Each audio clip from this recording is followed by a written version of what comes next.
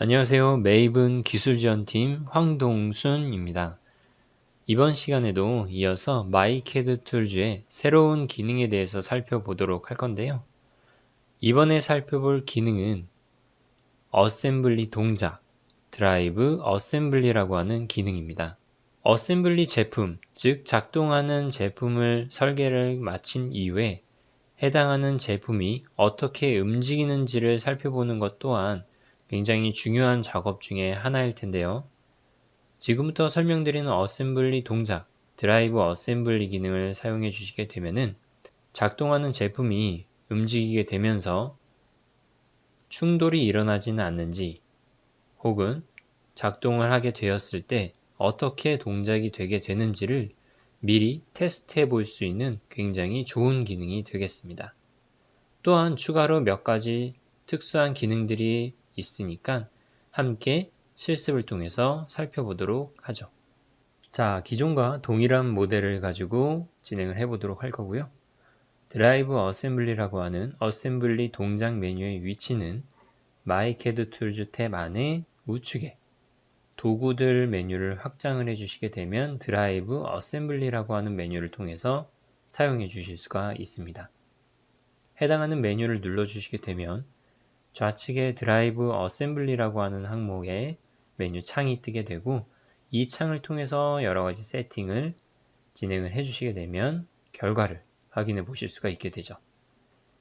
첫 번째로 보이는 운전 치수라고 하는 항목은 내가 컨트롤할 치수, 어셈블리를 사용해 주시면 됩니다.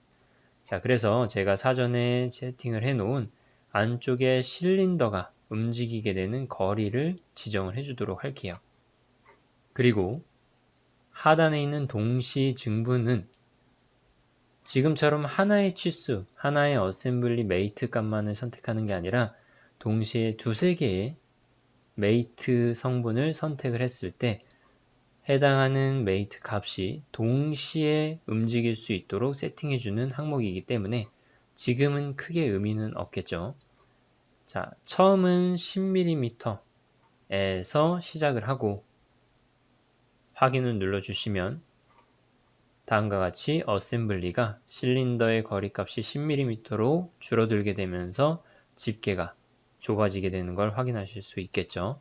그리고 끝나는 지점은 60mm까지 진행을 해보도록 하고 단계, 증분이 되는 단계는 10mm로 지정을 해주도록 하겠습니다.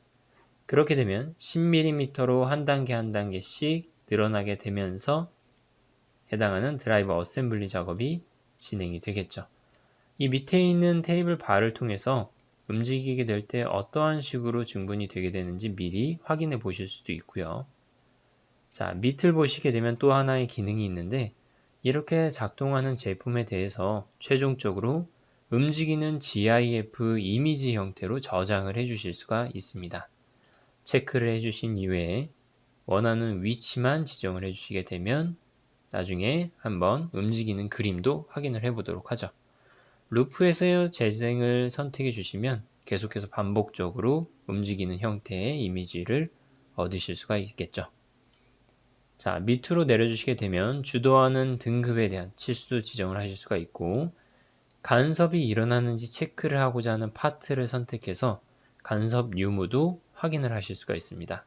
자, 내부에 있는 집게 파트와 꺾이게 되는 연결, 조인트 파트를 선택해서 간섭 유무를 한번 체크를 해볼게요.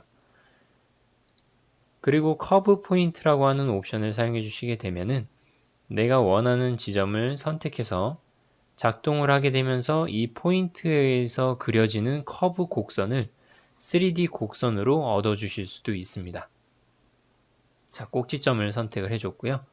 마지막으로 바디 생성은 움직임을 통해서 중복적으로 겹쳐지게 되는 파트를 나중에 합쳐서 바디의 형태, 하나의 바디로 만들어 주실 수가 있는데 이 부분은 직접 바디를 하나 선택해서 눈으로 보여드리면 좀 더 이해가 빠르실 거예요. 그래서 여기에 있는 스프레드라고 하는 파트를 하나 선택해서 바디 생성으로 체크를 해서 진행을 해줄 수 있도록 할게요. 자, 이렇게 해서 모든 세팅이 끝난 이후에 이제 상단에 있는 확인 버튼만 눌러주시게 되면 계산이 진행되게 됩니다. 10mm씩 증분이 일어나게 되면서 계산이 되게 되고 결과값으로 움직이면서 만들어지게 된 내부 파트도 확인을 하실 수가 있습니다. 이게 바로 마지막 옵션에서 선택했던 바로 그 파트 생성이라고 하는 메뉴가 되겠고요. 이 메뉴 역시 잘 활용만 해주신다면 굉장히 유용하게 사용을 해주실 수가 있을 겁니다. 일단 지금은 숨기기로 숨겨주도록 할 거고요. 자, 좌측의 결과 옵션 창을 보게 되면 10mm 간격으로 어셈블리가 작동을 하게 되면서 60mm일 때는 간섭이 일어나게 된다는 것도 확인하실 수가 있겠고요. 하단의 옵션을 통해서 파트가 어느 정도의 간섭이 일어나게 되는지를 직접 확인을 하실 수가 있습니다. 물론 솔리드웍스 내부의 평가 탭에 간섭 탐지를 이용해서 간섭을 직접 탐지하거나 아니면 어셈블리의 부품 이동 옵션을 통해서 부품을 이동시키면서 간섭이 일어나는 부분을 직접 확인하는 방법도 있지만 지금 보여드린 옵션을 사용하시면 몇 mm일 때 간섭이 일어나게 되는지를 좀 더 정확하게 확인하실 수가 있겠죠.